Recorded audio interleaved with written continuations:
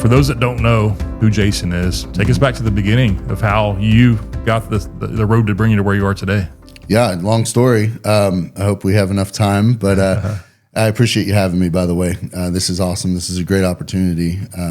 Just being in this arena with you guys and what you guys have done as far as promoting the message of wellness within first responders is amazing. So before we get into all that, just thank you for doing what you do. Oh man, thank you.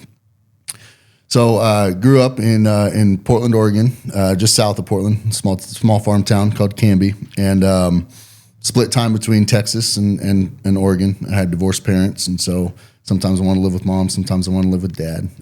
Dad was a firefighter, a volunteer firefighter.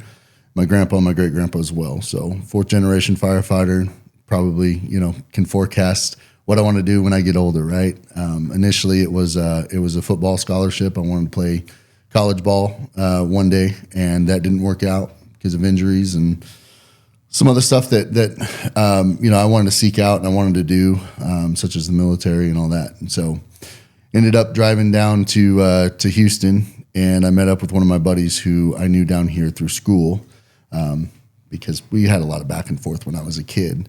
And I had met him, and he said, "Have you ever thought about going to fire school?"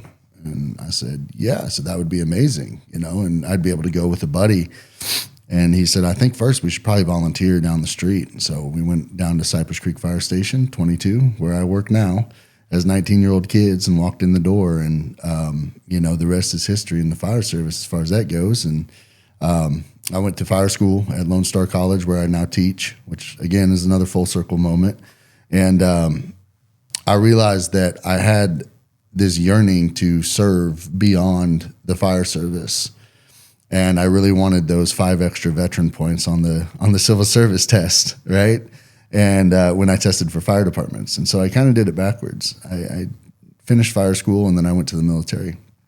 I had 4 years in the Marine Corps, non-combat. I worked in JAG. I did a lot of legal. I worked in government prosecution for a year. I worked in defense for a year, and I worked in civil for about a year and a half. Was your father or grandfather also veterans? So my father was not. My grandfather and my great-grandfather were veterans. So, yeah, that ran in my family, too. I believe Navy, if I remember right. So, what was it about your grandfather and your father that attracted you to the fire service? I mean, I always say that you're made for this or you're not, and obviously it's in your blood. So what was the attraction to the fire service? What I really remember and what just really sticks out in my mind, as a kid, it's not like you have this yearning to help other people, right? You're selfish as a kid. And so I can't say it's like, oh, I just always wanted to help people, because that wouldn't be the case. I remember the smell the most, right? And a lot of people say, like, smell is powerful. Scent is powerful, even in the form of PTSD and down that route. But as far as like joyous memories, that scent, when I walked into Cypress Creek Fire Department, it immediately brought me back to my dad, and walking into a small town fire department that he was a volunteer at, and getting into the trucks and trying on the gear and doing all that. And I wanted that, I wanted that. I wanted to experience what he experienced, kind of following in his footsteps is really just how I can put it. I've always thought to myself, if I didn't have the fire service, like, what else would I do? And I didn't have that answer until I was 40 years old. And, that to me just, you wake up every day and you're happy to go to work, that kind of feeling, almost to a fault. You're happy to go to work. And I enjoyed that, man. I still enjoy it. I still enjoy going to work, and I don't know if other people are jealous of me because of that or what. I know there's people that dread going to work on Monday, and there's days, where I don't enjoy it, but there's more days that I do than I don't at this point. So I just really love my job. Out of the military, you got on with Cypress Creek first department? Yeah, so out of the military, I dispatched for a little bit to fill the gap, because I didn't have a job waiting on me when I got home, right? The economy was kind of in the tank. I achieved my EMT while I was in the military. I got my Oregon EMT and I got my Texas EMT, and I was deciding on whether to come back to Oregon or go back to Texas. And and start my fire career there. And I called my dad and we had a tough conversation, and he said, don't come here. He said, the economy's just, in the dumps right now. He goes, you have leads in Texas, firefighters in Texas, go to Texas. And that's a tough call for him, right? As a dad, right? Selfishly, he wanted me there, but really he knew the right answer was for me to go back. So I applied for 2 departments at that time. I had an application with Pearland Fire Department and an application with Galveston Fire Department.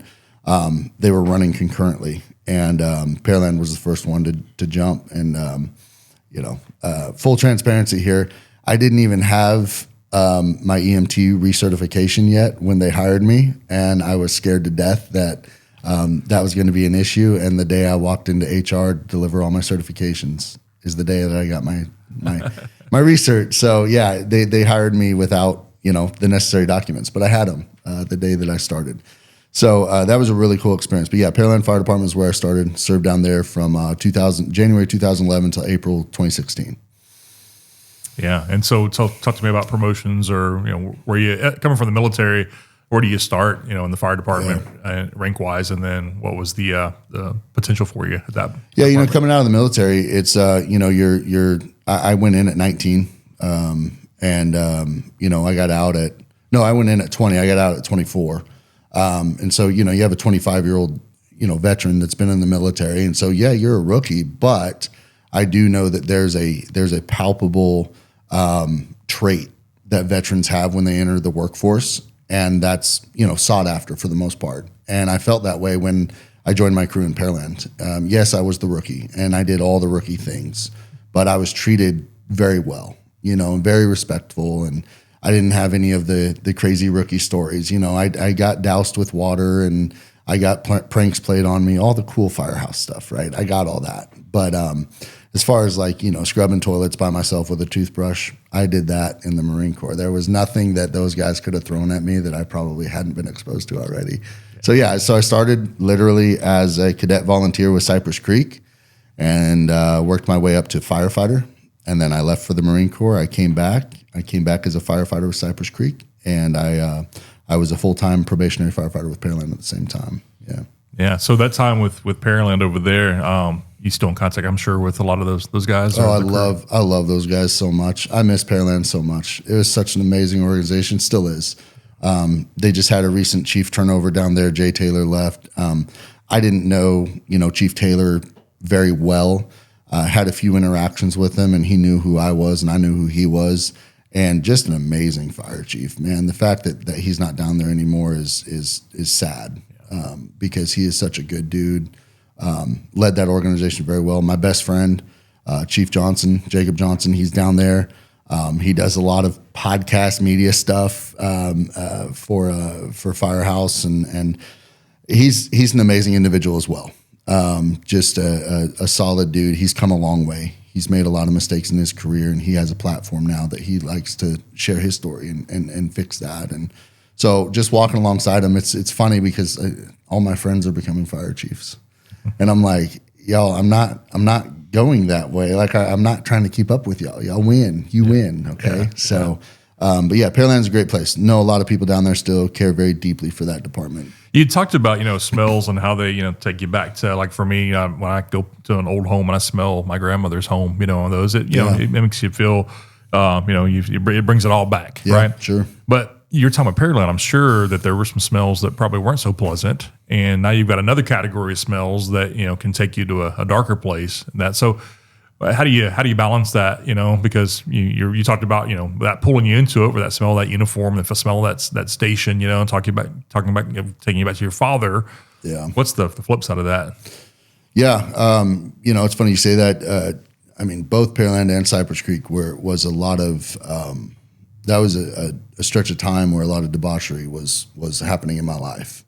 I was heavily addicted to pills, alcohol, pornography, women. You name it, right? Like just anything that you could, gambling, anything you could be addicted to was me. And a lot of it was justifiable because most of the individuals that I was exposed to there at the time were either taking part in or I wouldn't say condoning, but not addressing the fact that I was so lost. And that's a tough pill to swallow sometimes, because I look back and I'm like, man, if someone could have just stepped in and just been like, hey, dude, like you're spiraling right now.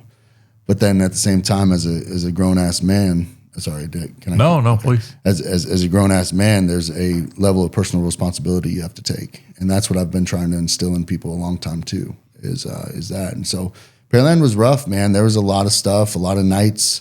We would make runs and we'd see what people thought we would see. I mean, there's suicides, there's bodies, there's carnage, there's just poor diets, poor exercise, poor sleeping. I mean, it's just a cesspool, a petri dish, if you will, of just, some circumstances that I don't think humans are naturally, able to curb. Yeah. And you start to build this callus for these certain things. And when I think about, there's a rookie that I know that's only been less than a year, and he's already seen, almost a dozen suicides. And you're exposed to that so early on that it starts to, become pretty comfortable, Right. I don't know a better word to use, but, when I think about my father's story and how many suicides he must have seen, and then also him being in the law enforcement, always having a gun on him at all times, that combination, how, the service, because of what you did, probably didn't desensitize you the way that the fire department did, correct? Yeah, correct. Yeah. And so we could probably do a whole podcast on the whole, I don't know. I don't claim to know the theory. The theory of suicide by Travis Joyner is it's perceived burdensomeness, it's thwarted belongingness, combined with basically the capability of suicide, which is the capability is getting over the gross factor. And gross is in disgusting, not gross as in big, right? And those two things on that side, with the perceived burdensomeness and the thwarted belongingness, those run deep in two very distinct areas of the spectrum for first responders, and that's rookies and retirees, right? And so you have this, feeling that you might be a burden on somebody, or a burden to your crew, or a burden to your family. And then you don't belong, right? You're sitting at a rookie table every night for dinner. They're talking about making plans for the weekend. You're not involved in those plans. You go to banquet. They don't sit with you at the table. They make you sit at a different table with all the other rookies that you don't know. And I'm not saying that leads to suicide, but those are all kind of straws, right? And so then you have the capability for suicide, which comes from what you just alluded to, and that is, hey, I've made these suicides before. I'm numb to it, right? How many times do we hear that? I'm numb to suicides because I've just made so many of them. And then in your mind, it almost becomes an acceptable form of, I don't want to say treatment, but an acceptable form of something that you could do to alleviate pain. It's an option. It's a viable option that you have in the back of your head. And that's what it becomes, And so when we make the correlation between, the veteran side and the first responder side, I don't speak to the combat veteran side because I don't speak to them in this sense. I will talk to them for sure, and I have, but I don't speak to them in this sense that I know what they went through when they went over to, when they deployed, right? I don't speak to that side, but I do know through research and studying that what they acquire when they are over there is a macro dose of crap, right? PTS, anxiety, what have you, right? Because of what they do. And sometimes they're not seeing things, they're dealing out things, right? And they're having to do things to other people that maybe they don't want to do. Maybe it goes against all of their values, right? And they're stuck in this situation where they have to operate at that time because it's them or the other guys. And that's a macro dose, right? And so then they come back home, right? And they have this crap that they have to deal with. And that's very different than first responders. It is. I don't care what people say, what people tell you. And I don't think it's an unpopular opinion of what I'm about to say. But first responders, you have to understand that this is a micro dose over 20, 25, 30, 35, 40 years even sometimes, right? Now it's a badge of honor to stay in the fire service or stay on the police force for that long. And you just get microdosed with all these incidents. And instead of leaving them overseas, it's right around the corner, right? It's what we just talked about before the podcast started, right? That's why I moved out of district. It's right around the corner from your house. It's something you drive by every day when you go into work. It's these things that just culminate. And over time, you start bringing that home, right? Because the proximity thing. Whereas veterans, you go over there, you do your thing, you come back, you get the resources that you need, and what's done is done over there. And hopefully you don't, start going along the lines of bringing that back to the family, and you get treatment. But for the fire service and the police force and EMS dispatchers, all them, it's hard to get treatment because you go right back to the job. Yeah. And that's tough. That's tough. And so a lot of these, Camp Hope, I know some of the guys over there, they do absolutely amazing work. I love them. They're in our district. And I spoke to an individual who's in the administration team over there. And I said, what's interesting, man? I said, I never really thought about this. I said, the combat vets that are here getting treatment are absolutely amazing. And but I don't think they're going to go back and they're going to do the same job that potentially assisted in getting them here. So what do we do for first responders who are going to go into treatment for elements of the job that got them here, and then they have to go back to that job because that's all they know? Put them right back in it. Yeah. What you're saying reminds me of looking at mixed martial arts versus boxing. Boxing, they're saying, has a lot more long-term effects because it's the micro jabs over and over. Soft gloves, you can take a lot more of it. So you're taking all this abuse over and over. And then, down the road in your career, you've got some issues. Whereas the MMA, they're not, getting as much on a regular basis. Yeah, they're going to get knocked out maybe 2 or 3 times in their career, but the over and over microdoses, like you're talking about, the firefighters are seeing. So let's rewind back a little bit, Jason, to you're in that in Pearland now, and you're in a dark place, and you're finding some outlets, that aren't healthy for you. Yeah. And what was it? What was that? Well, first of all, how low was your darkest point? Did you consider, an option like we're talking about now? And then what was that trigger for you to spin it back the other direction and start finding some help? Yeah. Folks always say, your kids will keep you in a marriage, your kids will keep you alive. And, my kids did that for me. My kids kept me alive.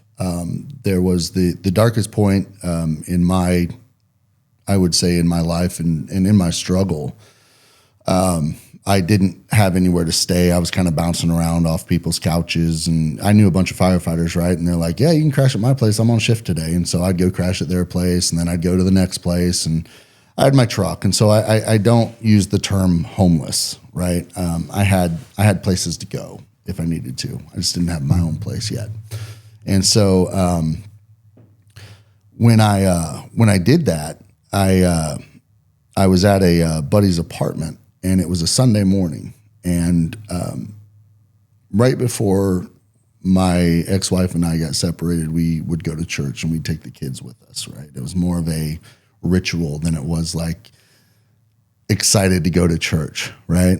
And I think we were fighting for anything that we could get at that point. We were trying to make things work. And growing up, I knew I had a base at the church. That was my kind of go. Well, this Sunday morning, I didn't have the kids, obviously. I had been so far down the road that I had started neglecting my kids and not wanting to see my kids. One, because I didn't want them to see me the way I was. But two, they got in the way of my addictions. And so they were a barrier to really what I wanted to do, which was live in my addictions. And I went downstairs and I got in my truck, and it was parked on the side of the apartment building. And there was a culvert to my left, and there was a telephone pole right in the middle of the slope of the bayou or culvert or whatever you want to call it. And I just remember, looking back in the mirror and seeing this long stretch of road, and I'm like, man, I could probably get up to about 100 before I hit that thing. And the best part would be is that my own crews would find me because it was in district. And they would know that just because of what I looked like on the outside and how I portrayed myself to everybody else wasn't the real case inside. And so it almost became like a martyr. I thought I would be a modern day martyr. Because at that point in time I had made sure that I got my teeth straight. I got tattoos all over my body. I got jacked. I was like 220, 6'4", you know, just cut.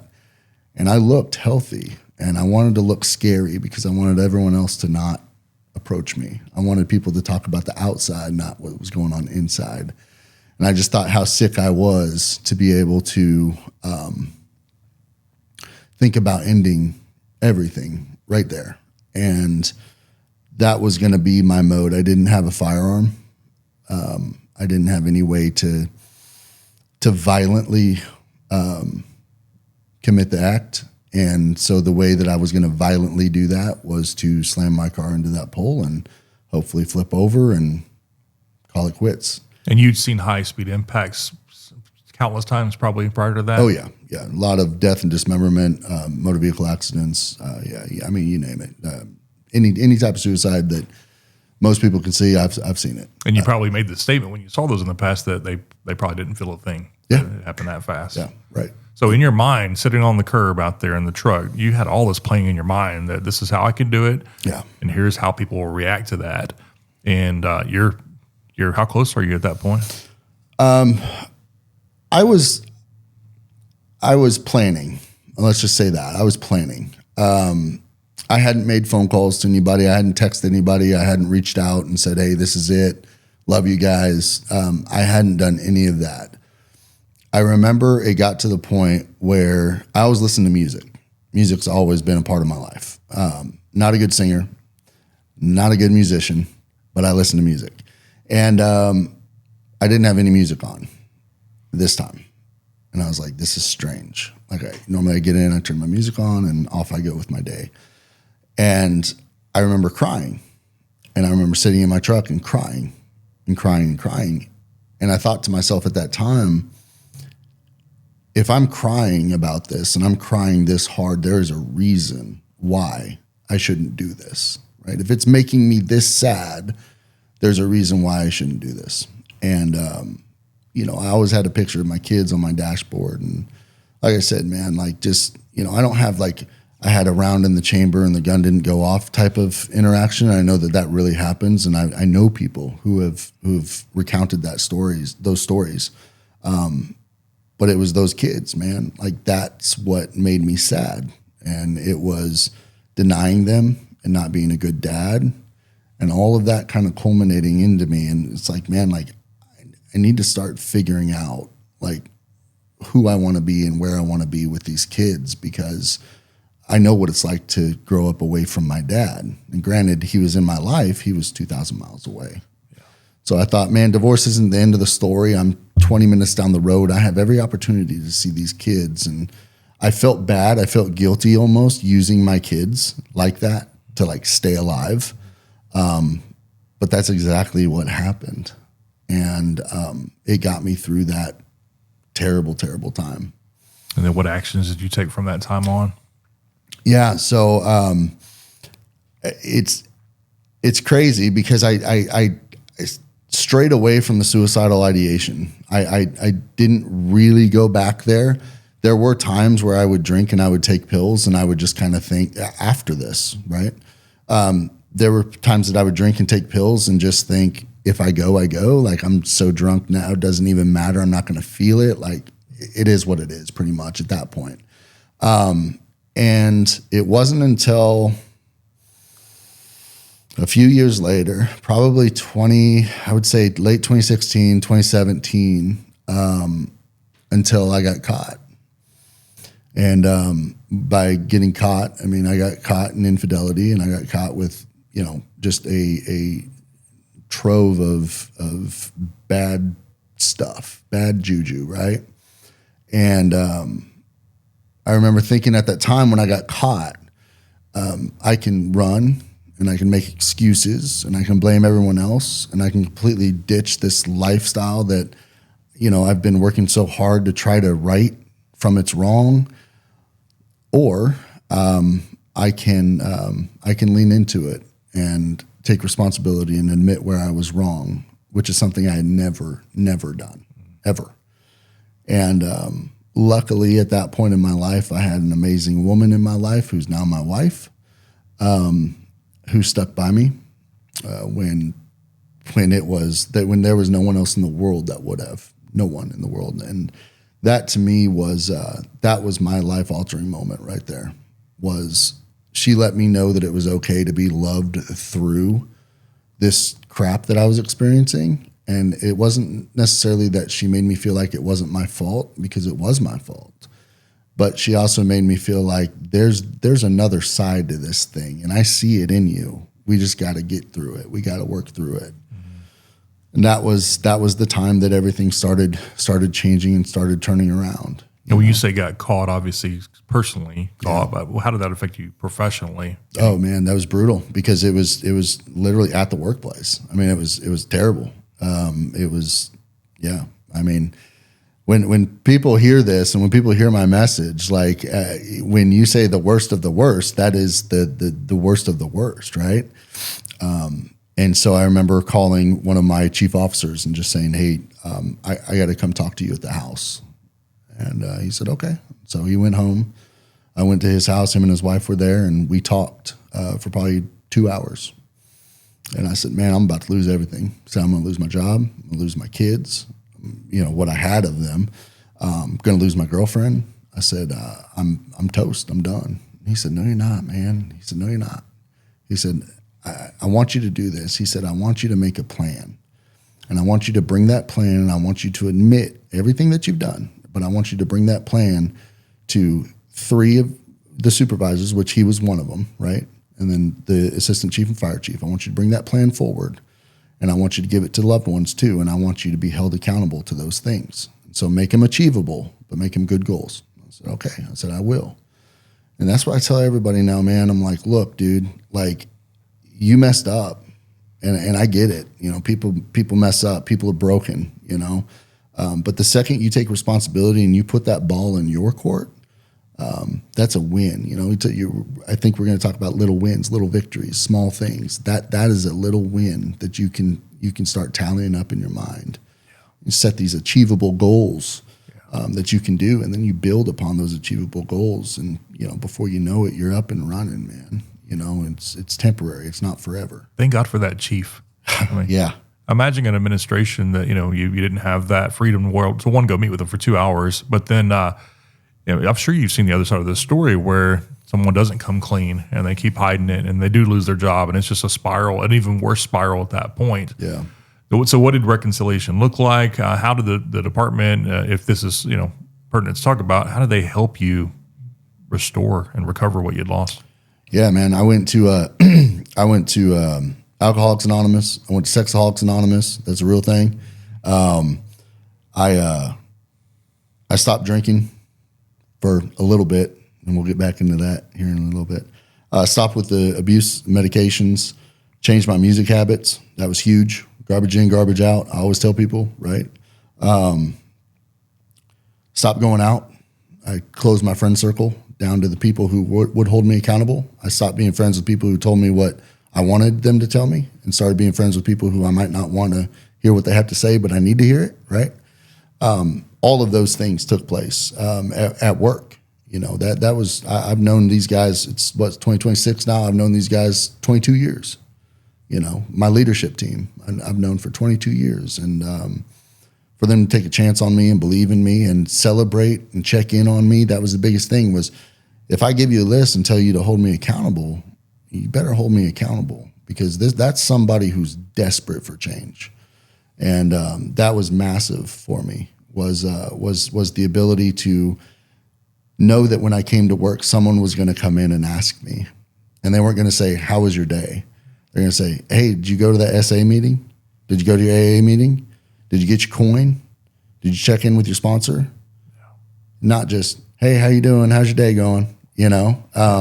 And so to build that relationship, man, I'm forever indebted to that organization and those leaders, for sure. Right, wrong, and different, whatever they do in their careers. If they leave Cypress Creek, I mean, it doesn't matter to me personally. It was just a whole support system that was going on there. And if I didn't have that, there's no way I'm sitting in this chair right now.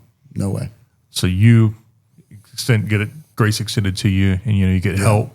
And take me through the last 20 years of where Ironclad started to become a reality. Yeah. So interestingly enough, in 2016, right, kind of in the mix, 2017, right in the mix of all this stuff happening. Dr. Liz Fletcher, who is, she's one of our commissioners now at Cypress Creek Fire Department, but she was a volunteer firefighter for a while. She worked at U of H School of Business, but she also did a bunch of stuff within trauma and resiliency. And so she came to me and said, hey, have you ever thought about adding a mental health, portion to your wellness and fitness initiative? And I said, no. I said, I haven't even thought about it, nor do I want to think about it because of what I'm going through right now. And we kind of had some talks. And when we were talking, I kind of started doing some light research on what a mental health program looks like for a fire department. And back then, wasn't a whole lot out there, right? And so we knew that we were going to have to more than likely create a program from scratch. And so we started diving into things. And as we dove into things, I started becoming more self-aware of what I was going through. And I'm like, well, I can't be helping people if I'm in the same realm and arena. And she really kind of put that to rest. She was like, you are the one, you're the subject matter expert. You live it. You've lived it. And at that point, I hadn't gotten, proximity wise, I hadn't gotten far enough away from it to realize that I had a story to tell. You know that feeling. So we built this program, right? And it was a very simple program. It's chaplaincy. You got to have the spiritual aspect, and that's not just for Christians. That's we appeal to all religions. Try to peer support, and then professional counseling. Those are the three kind of pillars that we built a program on, and I think anyone should build a program on, is those three pillars. And so I was like, man, I need to get this information out to people because this is working. 2 years, 3 years into it, finally the firefighters started coming around to what was happening and what was going on. We were putting counselors in fire stations, and we were saying, hey, do station visits, break the stigma, go eat dinner with them, go train with them, go, run calls with them, go see what they do. And the cool thing is the counseling center that's in our district that we partner with, that we still partner with today, they had some first responders already that were clinicians or past first responders. They also had some veterans as well. And so it was really cool. And then you mix in the people that just have a genuine interest in helping first responders, and you get them the training that they need to be able to be culturally competent to handle first responders, which is huge on itself.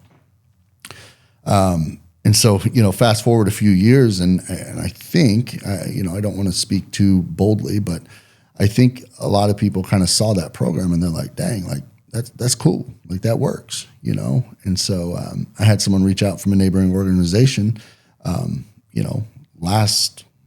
almost 2 years ago and say, hey, have you ever thought about doing some consulting and launching a program for our organization? I said, no. I said, I have no idea what I'm doing. I said, I don't know how to start a business. I'm not a businessman.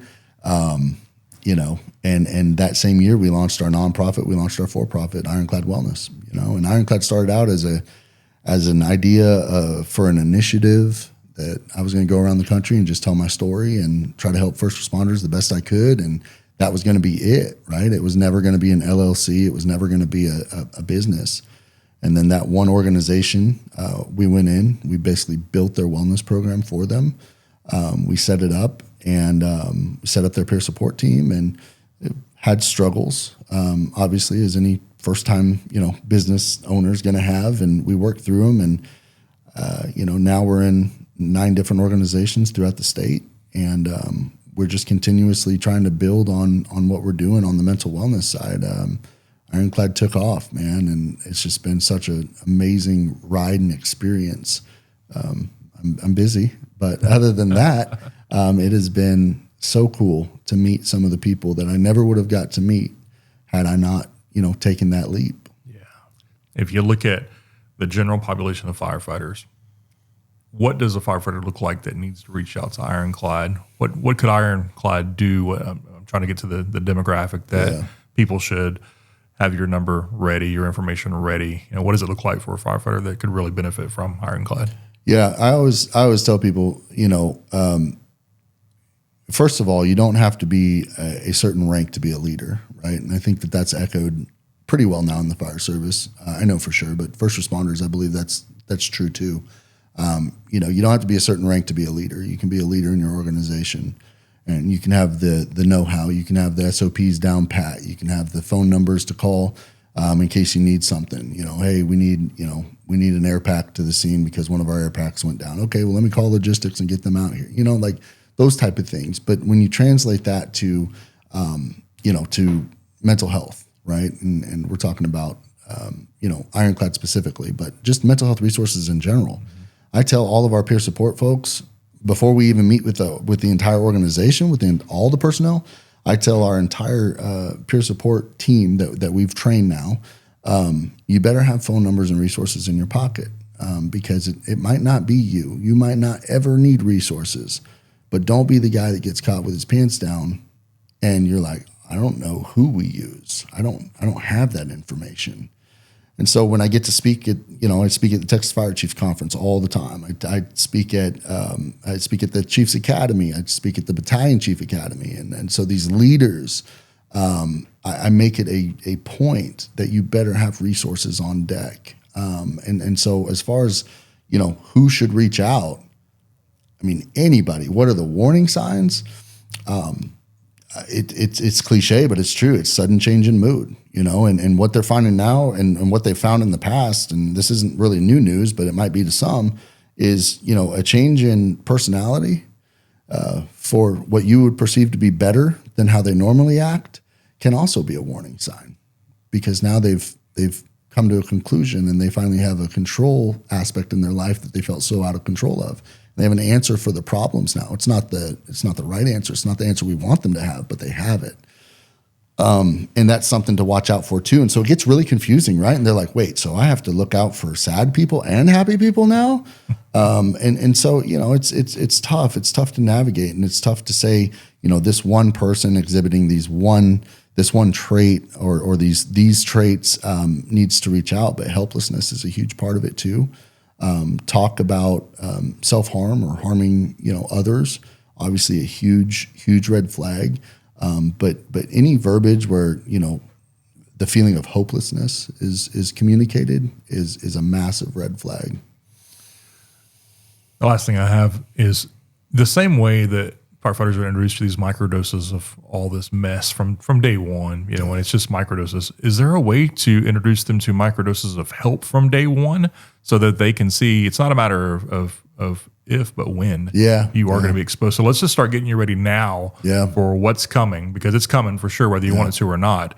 So how could we just right off the bat, instead of trying to identify those that are sad or those that are happy or those that are doing this, it's mandatory for all that you need to go through this, because it's going to benefit you, if not today, someday. Absolutely. Yeah. I mentioned earlier that I teach at the college, teach at Lone Star College down there at Firefighter at the Fire Academy. And I get an opportunity to speak to the EMS and fire classes. And that's my favorite group to talk to, right? Because first of all, they just don't know any better, right? So you could tell them the sky's green and they'll probably believe you. But other than that, talking to them and having fun with those guys and gals down there has been really rewarding. And I think that's the key. I think I was talking to somebody the other day, this next generation coming up in the fire service is, and just first responders in general. I say fire service because that's my default. But this next generation of first responders, I think, is going to change the game, man. I think they're so in tune to their inner self and their ability to navigate mental health situations, and it's just becoming such a norm now to that generation that I don't think we're going to have as many of these discussions. I think they're important discussions, and I think they need to be had because of probably my generation being the tail end of what was old school. But putting as far as like what we're doing now as in microdosing, putting counseling pamphlets, flyers, business cards, magnets on refrigerators, putting them on the bay doors, putting them on bathroom stall doors. Having mandatory trainings, in-person trainings has to happen. This mantra of, we're going to put, this 1 hour online course on our online training platform and people are going to click through it. That it's something, but it's not everything, right? We got to do better as far as engagement goes. And, not to jump back to Ironclad, but that's one thing that we've experienced is a lot of these organizations that we're partnering with now, have experienced the 1-800 number, have experienced no one on the other end, have experienced long delays in trying to get help and treatment, even in crisis situations. And there's just this need for this personability. Is that a word? I don't even know. But there's this word for this. There's this need for this term to be in person with somebody, right? And relationship. And I think, not to get off in a complete rabbit hole, but I think we saw what getting out of relationship looks like when we went through COVID and how detrimental that was to the whole world. Yeah. Jason, thank you for what you do, for what you're continuing to do. You have so many great resources for individuals, and we want to help you make those known to as many firefighters and first responders as possible. I appreciate you being here. Thank you, Jason. Man. Thank you. Appreciate it.